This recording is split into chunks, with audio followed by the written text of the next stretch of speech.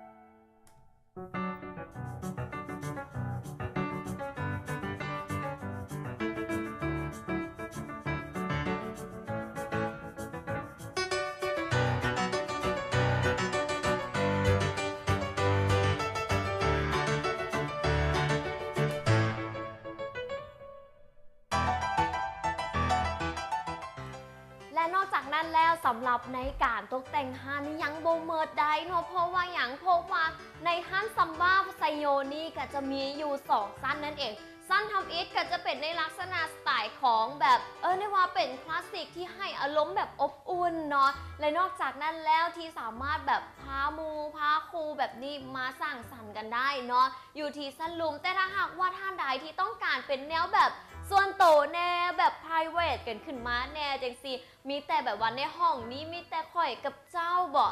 หรือว่าจะเป็นในลักษณะที่แบบว่าห้องนี้มีแต่ครอบครัวของเฮาแบบนี้ก็สามารถมาได้เนาะอยู่ที่สั้น2นั่นเองเพิ่นก็จะมีห้อง VIP แน่เลยนอกจากนั้นสั้น2เนาะก็จะมีห้องเป็นบุฟเฟ่เนาะให้กับทุกคนนี่ที่เข้ามาห้านซัมบ้าก็จะได้แบบว่าได้ฟีลลิ่งแล้วก็ได้กลิ่นแบบอย่างอิ่มอกอิ่มใจเลยก็ว่าได้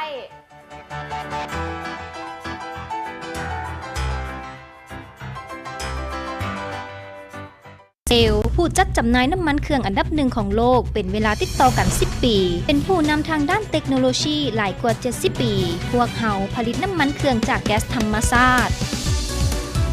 ความสามารถของนวัตกรรมแม่นแนวใดช่วยเพิ่มประสิทธิภาพในการปกป้องและประสิทธิภาพในการขับขี่เฮ็ดให้มีตลาดใหญ่ที่รองรับหลายกว่า100แห่งยังบ่เชื่อแม่นบ่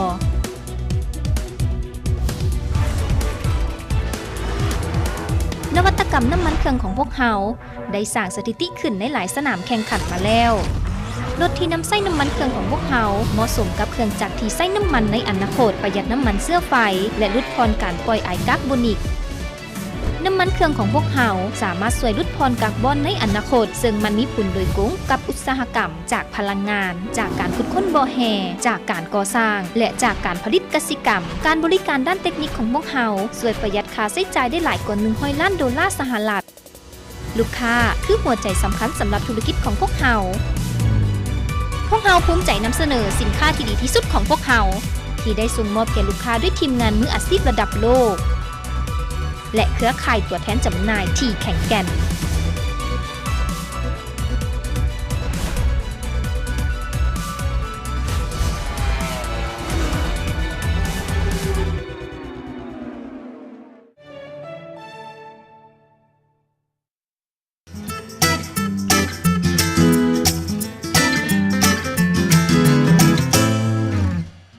กลับเข้ามาสู่ในรายงานที่ 2 ของทางรายการสำหรับในรายงานนี้แน่นอนเลยแผ่นดินจะพาท่านผู้ชมนี่ไปฮู้จักกับฮั่นซัมบ้าไซโย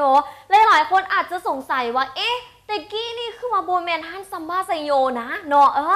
ดังนั้นแล้วเพิ่นได้มีการบอกมาว่าฮั่นซัมบ้าไซโยนี่แต่กี้นี่สื่อไซโยละล่าเลยเนาะสื่อไซโยละล่าเลยนี่แหละเนาะแต่ว่าเป็นหยังคือเปลี่ยนมาเป็นซัมบ้าไซโยเนื่องจากว่าฮั่นซัมบ้านี่นะแมนเป็นสาขาเนาะซึ่งว่ามีหลากหลายสาขาเลยซึ่งแบบอยู่ต่างประเทศหลายประเทศเลยแหละแล้วกล่าวมาฮอดประเทศลาวนี่แล้วได้มีการมาร่วมกับฮั่นไซโยดังนั้นแล้วจึงกลายเป็นฮั่นซัมบ้าไซโยนั่นเองเนาะและนอกจากนั้นแล้วรูปแบบและการเรื่องของสไตล์ตกแต่งฮั่นก็บอกได้เลยว่าออกแนวแบบบรรยากาศที่เป็นแนวคลาสสิกเนาะ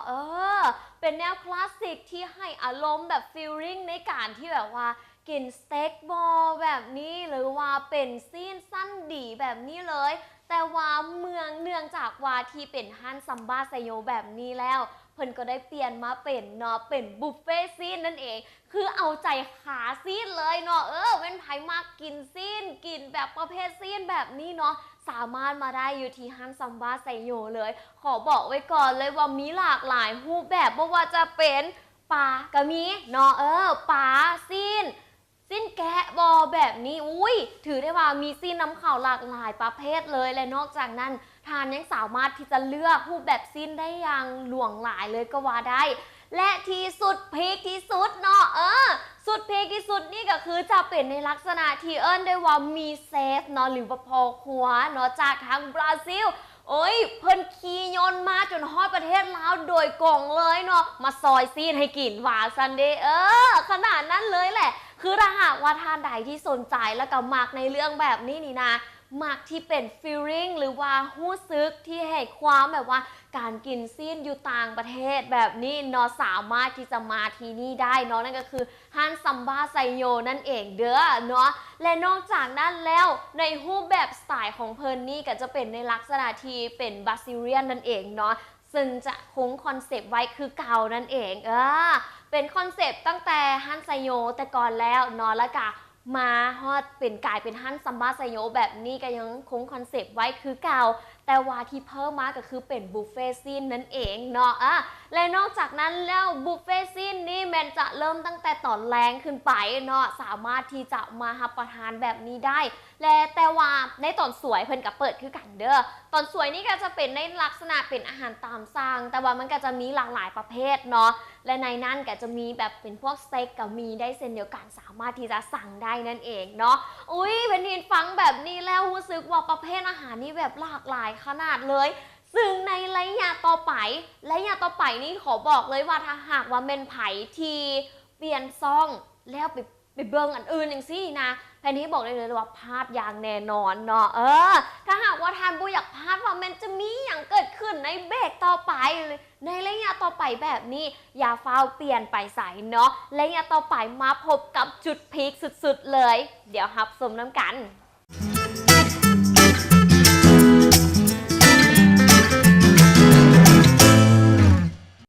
ผู้จัดจำหน่ายน้ำมันเครื่องอันดับหนึ่งของโลกเป็นเวลาติดต่อกัน10 ปีเป็นผู้นำทางด้านเทคโนโลยีหลายกว่า70 ปีพวกเฮาผลิตน้ำมันเครื่องจากแก๊สธรรมชาติความสามารถของนวัตกรรมแม่นแนวใดช่วยเพิ่มประสิทธิภาพในการปกป้องและประสิทธิภาพในการขับขี่เฮ็ดให้มีตลาดใหญ่ที่รองรับหลายกว่า100 แห่งยังบ่เชื่อแม่นบ่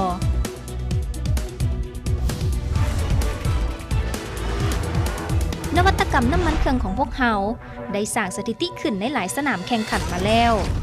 รถที่นำใส่น้ำมันเครื่องของพวกเขาเหมาะสมกับเครื่องจักรที่ใส่น้ำมันในอนาคตประหยัดน้ำมันเสื้อไฟและลดพรการปล่อยไอก๊าซคาร์บอนิกน้ำมันเครื่องของพวกเขาสามารถช่วยลดพรคาร์บอนในอนาคตซึ่งมันมีผลโดยตรงกับอุตสาหกรรมจากพลังงานจากการขุดค้นบ่อแห่จากการก่อสร้างและจากการผลิตกสิกรรมการบริการด้านเทคนิคของพวกเขาช่วยประหยัดค่าใช้จ่ายได้หลายกว่า100 ล้านดอลลาร์สหรัฐลูกค้าคือหัวใจสำคัญสำหรับธุรกิจของพวกเขาภูมิใจนำเสนอสินค้าที่ดีที่สุดของพวกเขาที่ได้ส่งมอบแก่ลูกค้าด้วยทีมงานมืออาชีพระดับโลกและเครือข่ายตัวแทนจำหน่ายที่แข็งแกร่ง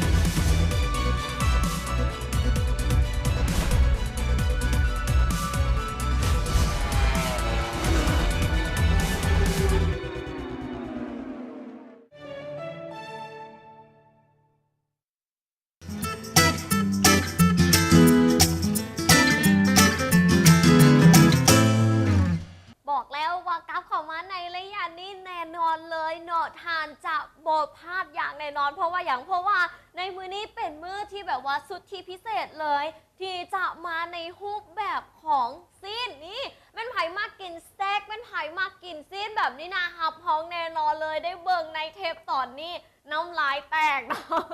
ขนาดเป็นทีนแบบในตอนนี้ที่แบบว่ามี2 อย่างนี่อยู่ตอนหน้านี่ก็คือแบบว่าโอ้ยกินหอมของชีสกินแบบน้ำสลัดแบบนี้ที่โหยเข้ามาแต่ว่าจะมีซิกเนเจอร์เนอะขอบอกเนาะซิกเนเจอร์ที่ได้ว่าเป็นการบริการของทางห้านเลยที่แปลกแล้วกับโบคือห้านใดมาก่อนเลยเนาะเนาะบอกไว้ก่อนเลยว่าจะแปลกอีหลีแปลกแบบใดนั้นมาเบิ่งกันว้าวอุ้ยพอแต่ว่าก็แบบ yeah what's the Leg of lamb. นี่เลย Very nice.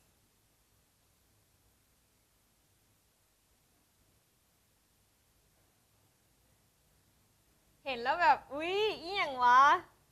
One more. no it's enough yes นี่ขอบอกไว้ว่าอันนี้คือแบบว่าสิ้นแกะเป็นอีหยังที่แบบหอมขนาดเลยอะเนาะเดี๋ยวยังมีอีก Excuse me. yes Ram steak. อ่ะมาชิ้นงัวอันนี้นะแล้วมันเป็นแบบธรรมดาเด้อของบอกเนาะเบิงลีลาของการซอยแบบเป็นอีหยังที่แบบว่าพรีเมียมขนาดเลยรู้สึกว่าตัวเองโชคดีขนาด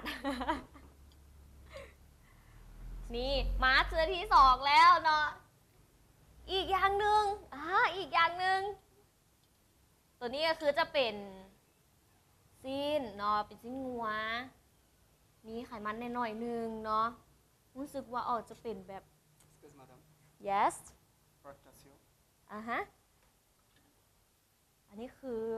หมูอบน้ำผึ้งเนาะ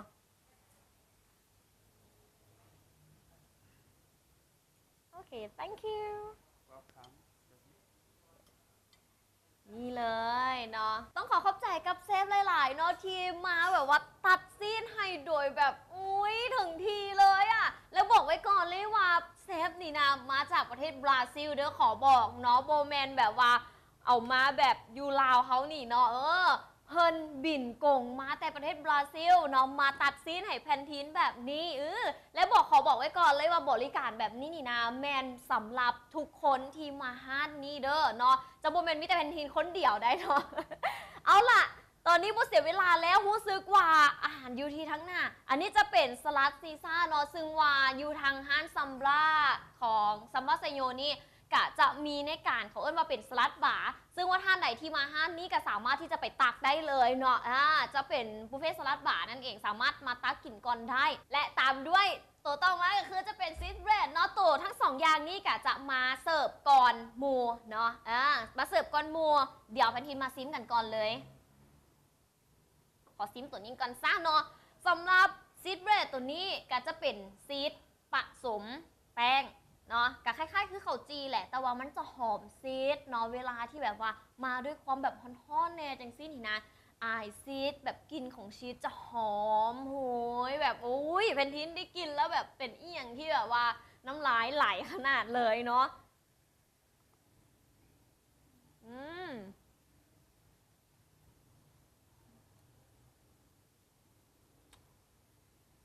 จะเห็นได้ว่ามีชีสข้างในพร้อม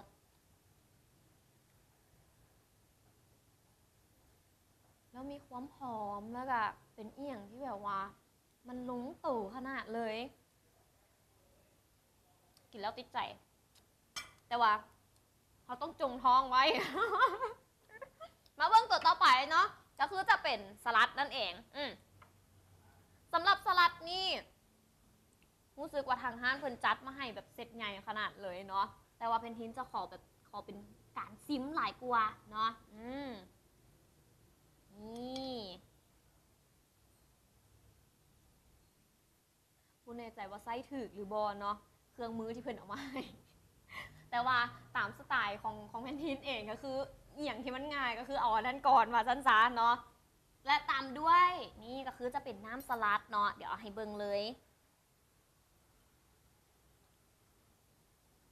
มีความแบบว่าเป็นอีหยังในระดับเกรดพรีเมียมขนาดเลย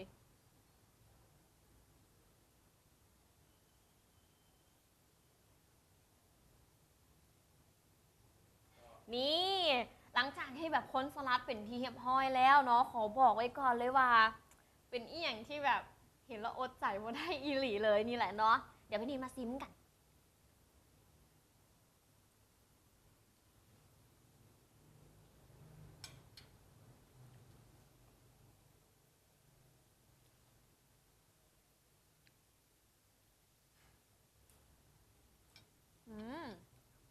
น้ำสลัดแซ่บหลาย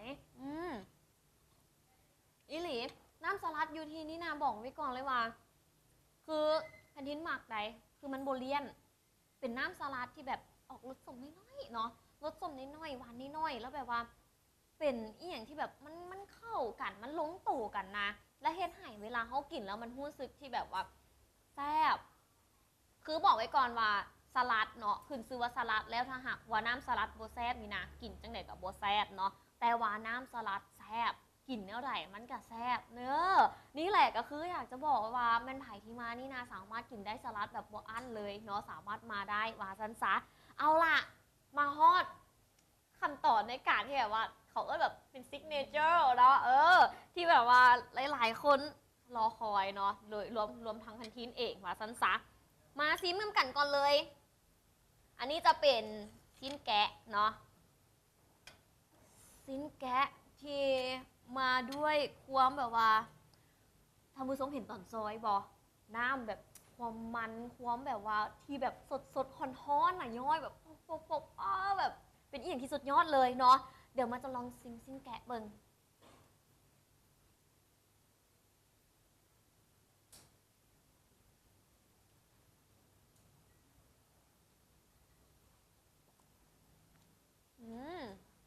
อธิบายบ่ถึกเลย อยากบอกว่าอธิบายบ่ถึกเลยเพราะว่าอย่างหลายคนอาจจะงงอะชิ้นแกะกับชิ้นงัวบ้านเขามันต่างกันบอลได้หวะจันเดคือมันต่างอีหลีได้ต่างทั้งรสชาติต่างทั้งแบบว่าเนื้อของซีนมันนะมันจะต่างกันอีหลีเพราะว่าอย่างเพราะว่าชิ้นแกะมันจะมีรสชาติที่แตกต่างกันไปมันจะมีความแบบความนัวของซีนมันมาในอีกรูปแบบหนึ่งที่บูแมนในแบบของซีนงัวน่ะแต่ว่ามาในรูปแบบนี้เป็นทิ้นถึกใจหลายเนาะถ้าหากว่าเป็นไผ่มากแบบว่าเป็นซอสเนาะอันนี้ก็คือเป็นซอสพริกไทยดำเนาะตามด้วยซอสบาร์บีคิวออกเผ็ดๆแน่เนาะเป็นไผ่มากแบบใดก็สามารถที่จะลองได้และนอกจากนั้นแล้วการที่เขากินสเต็กเนาะบางคนก็อาจจะกินในพร้อมกับไวน์แดงเนาะมันจะให้รสชาติที่กลมกล่อมเลยกะมีความรู้สึกที่แบบว่าอยู่ต่างประเทศเนาะเป็นหินมากขนาดเลยเอาล่ะมาซิมกันต่อเลยดีกว่าตามด้วยแลมเนาะก็คือชิ้นงัวแหละแลมนะตัวนี้รู้สึกว่าจะออกเป็นในแบบมีเดียมแรเนาะมีเดียมแรเป็นหยังมีเดียมแรนี่ก็คือนี่แหละที่ท่านเห็นเลยทิ้งเจาะไฮเบิงเนาะมันจะออกเป็นแบบแดงๆหน่อยนึงอย่างซี่นี่แหละโบถึงขั้นแบบว่าสุกแท้สุกวาค่ะนะเนาะ จะเป็นแบบสไตล์แบบมีเดียมแรร์หน่อยๆหนึ่งแบบนี้เนาะมันก็จะเฮ็ดให้แบบความรู้สึกที่เนี่ยว่านุ่มเนาะกรอบนอกนุ่มในประมาณแบบนี้เนาะบ่ซักซ่าเสียเวลาจุ่มเลยช็อตแล้วก็เอาเข้าปาก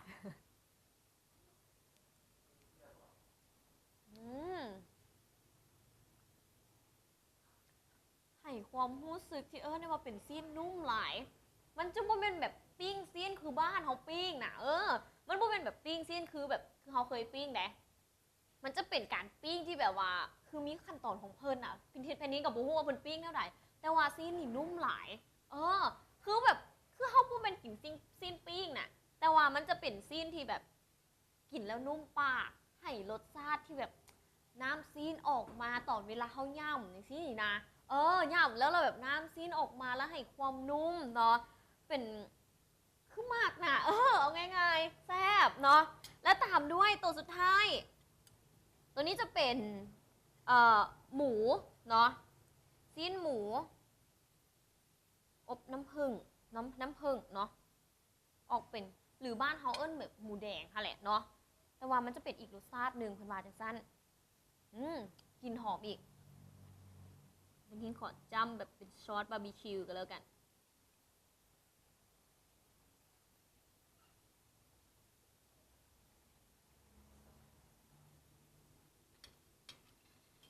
คือบอกไว้ก่อนเลยว่าแม่นไผ่กินงัวกินแกบ่ได้เนาะหมูก็มีแซ่บเหมือนกันแซ่บแบบไหนคือตัวนี้นะมันจะมีความหวานบ่แม่นหวานเอาแท้เอาว่าได้มันจะเป็นหวานแบบน้อยๆอ่ะแต่ว่ามันมีความแซ่บแล้วก็มีความที่ว่าเป็นรสชาติของหมูออกมาเนาะหมูอบน้ำผึ้งนี่แหละคือเป็นอีหยังที่ลงตัวกันขนาดเลยเราเป็นทินกับหมักเนาะคือแบบเอาเลยรวมๆแล้วเป็นอีหยังที่น่าประทับใจหลายคือเป็นไผ่ที่มาใช้บริการอยู่สถานที่แห่งนี้หรือว่ามาหาประทานอยู่ที่ซัมบ้าไซโยนี่บอกไว้ก่อนเลยว่าทานจะบ่ผิดหวังแน่นอนเนาะเพราะว่าหนึ่งเนาะในเรื่องของความแบบว่าการบริการของเพิ่นตามด้วยรสชาติอาหารต่างๆนี่คือเป็นทินกลิ่นแล้วเรารู้สึกแบบว่ามันให้ความแบบเป็นเกรดพรีเมียมสำหรับเฮานะและยังโบเมิร์ดเนาะนอกจาก Pineapple grill. อันนี้คือจะเป็นหมักนัดเนาะหมักนัดมาด้วยรูปแบบที่ในว่าโบเมนธรรมดาโบเมนหมักนัดธรรมดาเนาะ yes นี่ชิบเฮ้ยเบิ่งน้ำย่อยแม่เนาะโอเค thank you Welcome. Excuse me. เนาะโอ้ยเซฟกันรอ เนาะเป็นไผ่มาแล้วรู้สึกได้เลยว่าคือแบบเป็นไผ่โบมีสู้มีแฟนนะมาจีบได้ว่าซันเดย์เนาะเข้าเรื่องเขาดีกว่าเนาะเอาล่ะหลังจากกินสเต็กแล้วจังซี่เพิ่นกับมีหมักนัดมาให้พร้อมเนาะซึ่งว่าหมักนัดนี้ขอบอกไว้ก่อนเลยว่าถ้าหากว่าทานกินหมักนัดเข้าไปแล้วมันจะเฮ็ดให้ในการกินซีนของทานนี่มีการย่อยได้ง่ายขึ้นนั่นเองเนาะดังนั้นแล้วแทนทีรู้สึกว่ากินมาหลายพอสมควรละ กินหมักนัดตื่มไปแน่กันนี้คือกันเพื่อเป็นการย่อยนั่นเองเนาะ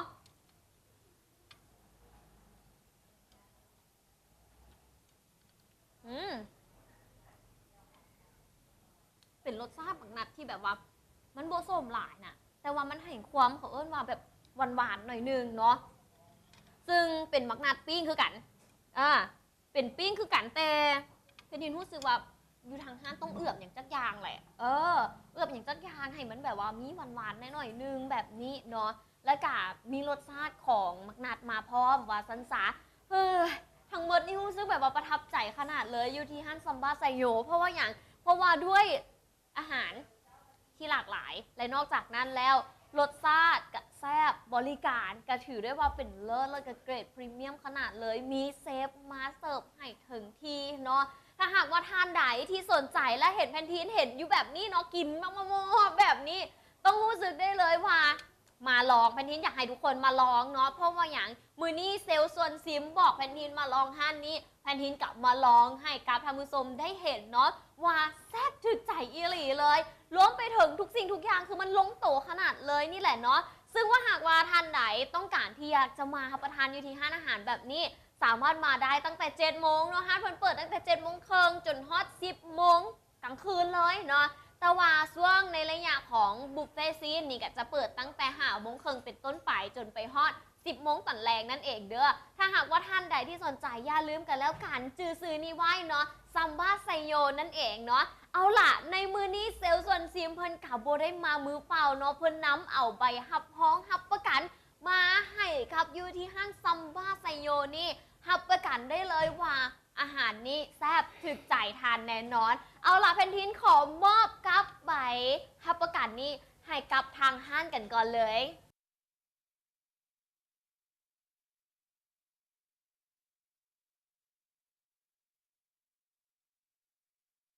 และทั้งหมดนี้ก็คือการนำเสนอ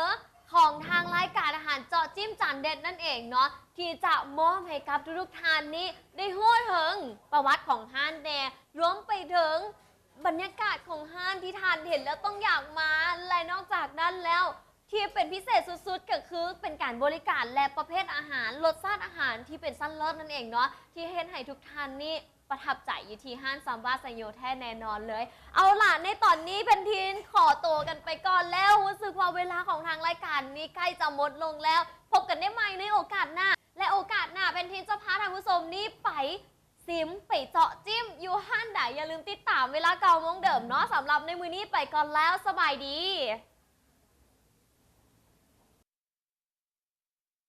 สนับสนุนโดย